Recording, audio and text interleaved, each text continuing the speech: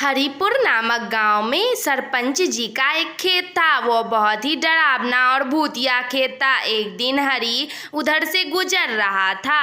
अरे बाबा, सब ऐसे ही बोलते रहते हैं कि ये भूतिया खेत है, भूतिया खेत है। मुझे तो कुछ भी कहीं नजर नहीं आ रहा। अगर ये भूतिया खेत होती तो मेरे सामने अभी भूत खड़ा होता। वह यह सब बोल ही रहा था कि उसके सामने एक चुड़ैल आकर खड़ी हो जाती है। अरे बाप रे, ये तो सच में चुड़ैल है। मैं तो व्यर्थ में यहाँ पर खड़ा हो गया। जल्दी से यहाँ से निकल जाता, अब तो मेरी मौत निश्चित है। अब हाँ, सही कहा तूने। अब तेरी मौत निश्चित है। मरने के लिए तैयार हो जा। मेरे खेत के बगल से क्यों गुजर रहा था? इधर से जो गुजरता है उन सब की मौत निश्चित होती है, इसलिए मरने के लिए तैयार हो जा। इतना कहकर चुड़ैल हरि पर अटैक कर देती है और उसे भी मार गिराती है। मेरे खेत के रास्ते में आओगे तो ऐसा ही हाल होगा सबका। कुछ दिन बीत जाते हैं। किसी दूसरे गांव से रवि और पूजा इस गांव को आते हैं और सरपंच जी के घर आकर उनसे रहने के लिए घर मांगते हैं। अरे भाई, तुम तो किसी दूसरे गांव के जान पड़ते हो। तुम्हारा मेरे गांव में स्वागत है। कहो, मैं तुम्हारी कैसे मदद कर सकता हूँ? सरपंच जी, मैं रायपुर नामक गांव में रहता था। मेरे घर और खेत दोनों में आग लग गई।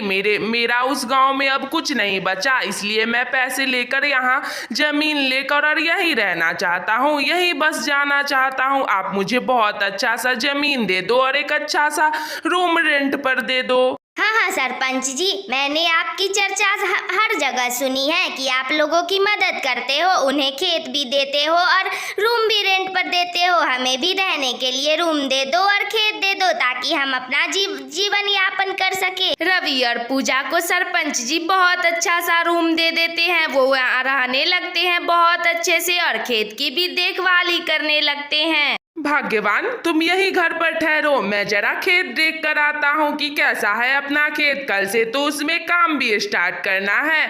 तुम यहाँ रहो और खाना बना के भी रखना मेरे लिए, बहुत अच्छे अच्छे पकवान। जी ठीक है, मुझे डर नहीं लगेगा। मैं अकेले यहाँ रह सकती हूँ। आप जाओ और जल्दी से आओ, तब तक मैं आपके लिए बहुत अच्छे अच्छे पकवान बना कर रखूंगी, जो आप आओगे तो खाओगे और बोलोगे बहुत अच्छे पकवान हैं। फिर क्या था, रवि खेत में पहुंच जाता है तो उसके साथ बहुत बुरा हादसा होता है। कभी उसका हल टूट जाता है तो कभी उसे चोट आ जाती है, कभी वो नीचे गिर जाता है। उसे बहुत डर लगता है। वह डर के मारे अपने घर आता है और अपनी पत्नी के वो सारी बातें बताता है। अरे भाग्यवान, मुझे उस खेत में कुछ ठीक नहीं लगा। मुझे फील हुआ कि यहाँ कोई बुरी साया है। तुम कोई तांत्रिक वांत्रिक को जानती हो तो चलो अभी चलते हैं। मेरा हल टूट गया, मुझे चोट भी आ गई। चलो जल्दी से चलते हैं। जी मैं एक जानती हूँ, यहीं पास ही में एक मेरी पड़ोसन है, वो मुझे बता रही थी तांत्रिक बाबा के बारे में। चलो अभी वहाँ चलते हैं और उनसे पूछते हैं कि क्या राज है इस खेत का।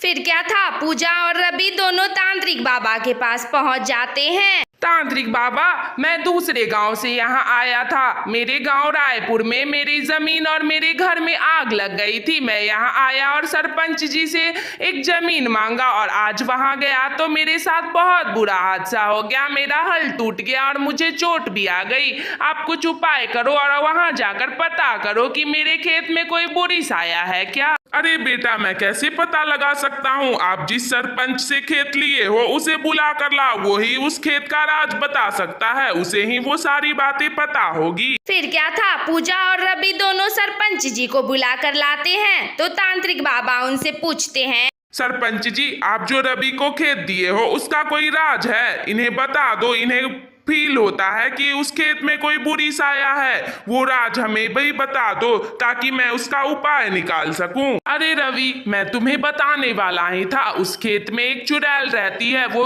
दूसरे गांव से आए व्यक्ति को नहीं मारती है। गांव के कितने लोगों को वो मार चुकी है। तुम्हें वो कुछ नहीं कर सकती थी, इसलिए मैं तुम्हें वो जमीन दिया।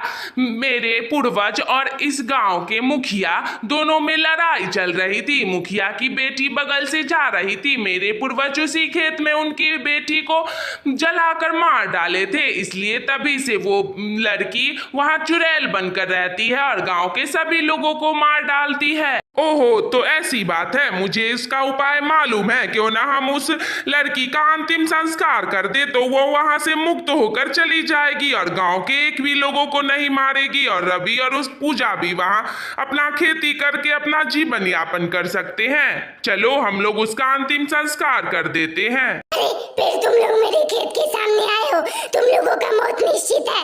वो रवि तो दूसरे गांव से आया है, मैं उसे नहीं मार सकती, लेकिन तुम दोनों तो इसी गांव के हो, तुम दोनों की भी मौत निश्चित है। मरने के लिए तैयार हो जाओ। अरे नहीं चुड़ैल बेटा, मैं इस गांव का सरपंच हूँ, तुम मुझे मार नहीं सकती, और मैं तुम्हारा अंतिम संस्कार कर दिया हूँ। अब तुम्हारी मुक्ति भी हो जाएगी, तुम इस गांव में नहीं रहोगी और यहाँ से चले जाकर वहाँ अपने भूत लोक में रहना।